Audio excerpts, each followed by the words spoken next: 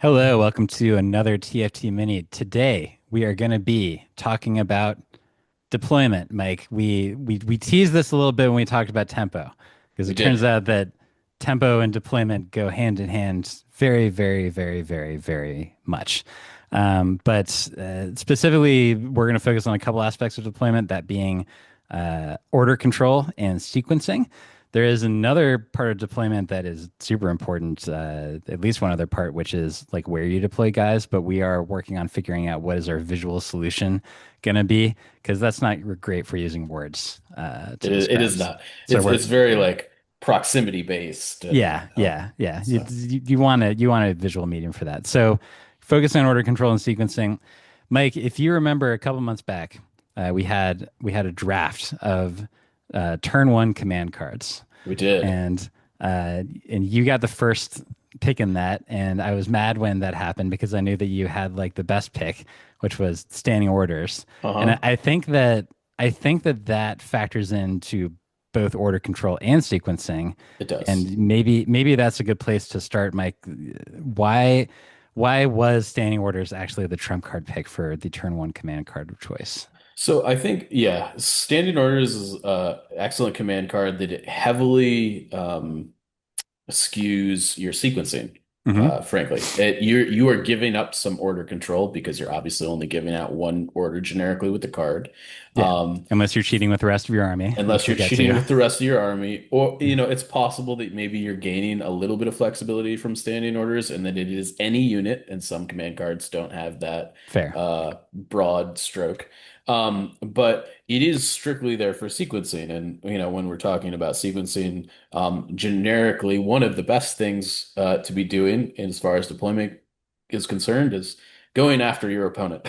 Basically, you want to be the second one into the room, right? Like if you guys are like the SWAT team, you want your opponent to be the first guy that goes in because they're going to be the guy that gets shot at, right? And Yep, that's a second, good example. It's very like, very violent, Mike, but yeah, that is a good example. well, I mean, Legion is very similar in that first Sure, guy into the sure. room is the first unit on the board is or the things that are already on the table are the things that can get shot, right? Right, right.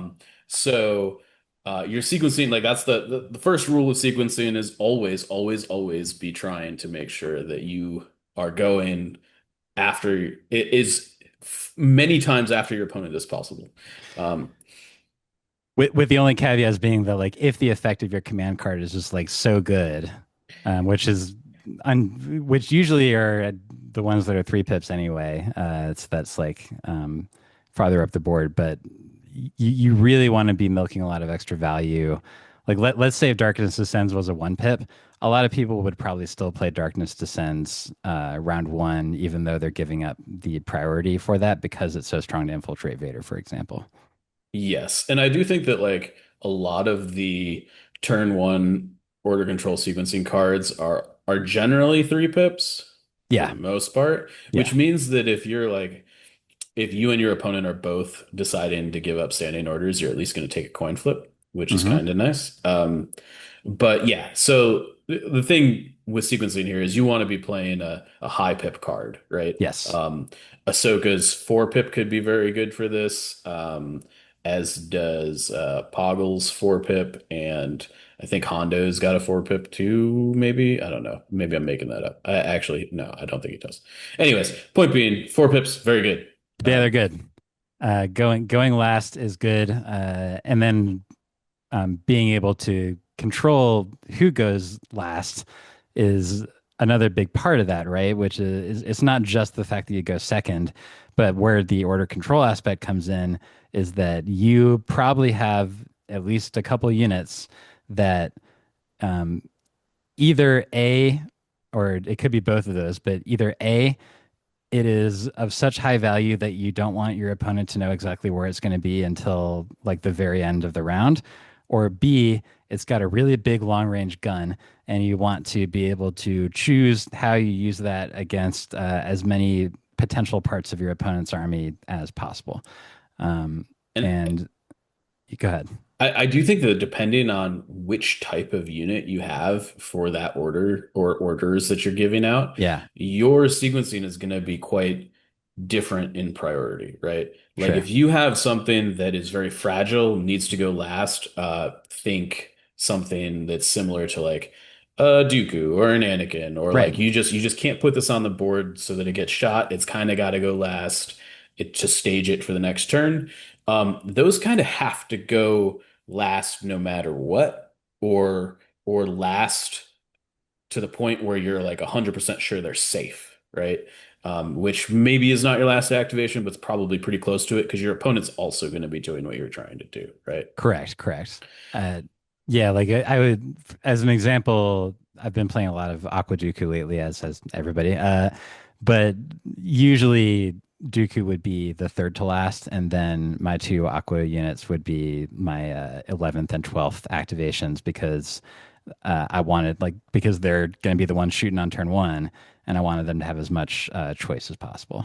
They're also, I think, so the aquas are like a really great example because I'm gonna use a different example and kind of contrast the two. So there's aquas which you kind of have to get in your opponent's face with them, right? Yeah, And because of that, they're gonna take return fire correct. pretty quickly, right? Correct. So you want to go last with them. Yeah. In contrast, another piece that is similar, but the timing can be substantially different is like an ATST, Yeah. right? You also you're gonna treat an ATST the same way you would an Aqua is like giving it orders because you need to do that because it's doing an important thing on turn one. Yep. But often with an ATST, because it's got a range band of 4, it's got a pretty like uh generous move. You Yep. can move onto the board, shoot, and be pretty safe. Yeah. Which means that you can like as soon as you can go with the ATST, shoot a target that is like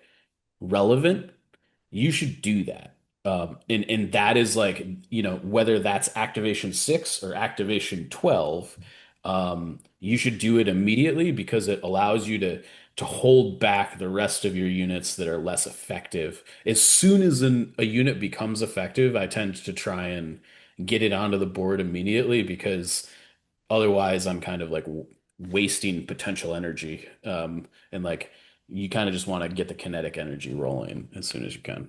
Yeah, like let's say you have a list that has some powerful but relatively fragile range 2 units, such as a sleeper cell, for instance.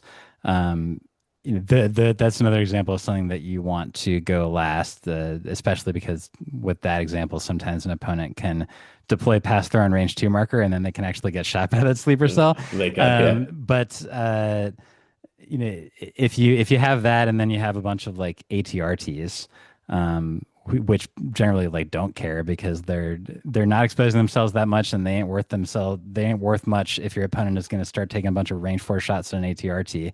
Like this is why rebel players will put a lot of thought in terms of how is their order control going to get done on their sleeper cells. Like sometimes they'll just decide I'm going to play assault round one, but then they're giving up the chance to play standing orders. And one of the high performing lists in World Team Championships, which happened recently when we record this, he put HQ uplink on the bus that was taking one sleeper cell, and then another sleeper cell just straight up had HQ uplink because that allowed him to play either standing orders or the Bad Batch 3 pip, depending on the situation.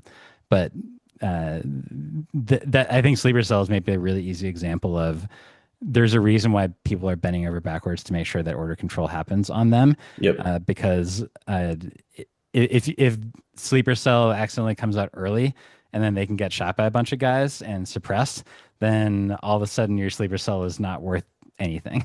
No, it's just a like really crappy rebel core unit at Pretty that much, point, yeah, right? yeah, yeah. You paid some extra points for it, and you invested. Perhaps the biggest cost is you built a list that Hey, is you spent 80 focusing points on. on something that's not going to help you. Yeah, yeah, yeah. Yeah, So yeah, making sure that you have your orders where you need them, and this is part of like list construction, right? yeah, You know, order absolutely. control is coming from places like HQ uplinks, which is why it probably got limited. Limited to two. Yeah, right. It Seize used to the come from initiative. comms relay. Not Yeah, anymore. Pour one yeah. out. Seize the initiative is a big Yeah. one. Transport as a keyword, rebel players have basically been taking like AA5s kind of I don't want to say just to issue orders on turn one It's a because huge part of it. obviously, yeah. Like, I remember looking at when they started doing that and it was like, oh, they're doing this so that this is like a really expensive HQ uplink that's like also a line of sight blocker, you know? And it sometimes actually has HQ uplink on it. Yeah, no doubt, It's, right? Uh, um, yeah, and then I think that's so like Sleeper Cell is one example of a unit that you want to go late because it has both offensive and defensive implications. We talked about the fact that usually your Jedi unit is going to, with that case, it's mostly defensive implications. You don't want it to get shot.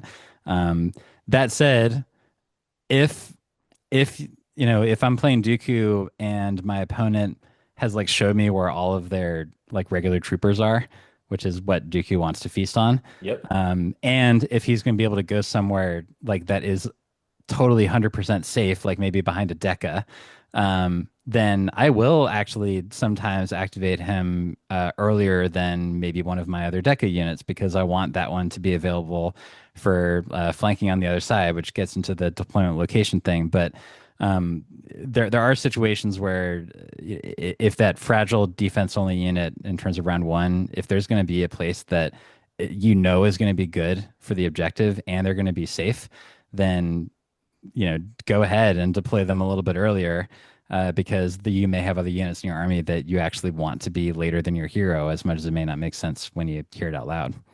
I think a guiding principle here is if you have orders on a unit, if that unit can do the job that you want it to do safely, do it Correct. immediately. Yeah, that's a good way to summarize it for sure. Right? It's like as soon as this thing can do the thing and be safe, do it. Do it now. Do not Yeah. wait. Um, so and that because that gives all your other units more time to like potentially be able to do their jobs and also be safe at this, whenever you pull them out of the bag, right? Which is why the new hotness in Rebels, Lando Calrissian, is so strong because he doesn't care. He's not you can put him like as long as you know where you want him to be, you can do it whenever you want Yep. because he's not going to get shot. Yep. And that is a huge part of why he's so useful. And it's not something that really jumps off of the page, so to speak, when you look at his unit card, but when you actually like look at him in the context of a game, that's when it starts to matter. Yeah, Uh, I agree. I think, Lando's kit specifically is kind of designed around these ideas that like, yeah, yeah, totally. you kind of like hide a unit so that you can also like, manipulate his, pipping ability to, move it and then you shoot and then move it to safety and yeah. But I think another way to sort of like sum up on top of the statement that you just made is that when you're building a list, have a have your round one order plan with that list. It's completely necessary. It's exactly as necessary as like having a three core and a commander. The Uh, first thing I do when building any list in this edition is what does my order control on right. turn one look like? It Yes. like I do I have more than one option to command card option to play on turn one? If so, do I have enough, HQ uplinks and whatever Improvised to orders improvised orders and yeah. to make sure that I have complete or as close to complete control uh, uh, to when things go as possible.